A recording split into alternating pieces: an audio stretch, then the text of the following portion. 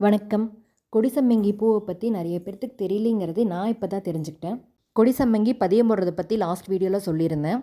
அந்த வீடியோ பார்த்துட்டு கொடிசம்மங்கி பூ எப்படி இருக்குன்னு கேட்டிருந்தாங்க. கொடிசம்மங்கி கொத்து கொத்தாக பூக்கக்கூடிய பூ. அது இப்போ காட்டுற பாருங்க. ஒரு வாரம் வரைக்குமே இந்த பூ செடியில் வாடாமல் இருக்கும். ஃபர்ஸ்ட் டே பூக்கும்போது ஒரு கிளிப்பச்சை கலரில் இருக்கும். அப்புறம் செகண்ட் தேர்ட் டே போகும்போது எல்லோ கலரில் வரும்.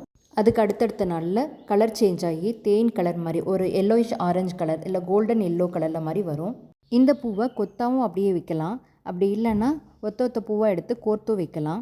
இது 5 இதழ்கள் கொண்ட பூ. இதோட மொட்டு இப்படி தான் இருக்கும் பாருங்கள்.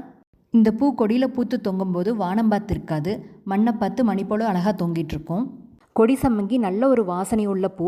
இதோட வாசனைக்கு குட்டி குட்டி எறும்புகள் எப்போவுமே இருந்துகிட்டே இருக்கும். சாமிக்கு பூஜைக்கு வைக்க ஏற்ற பூ, நாமளும் தலையில் வச்சுக்கலாம்.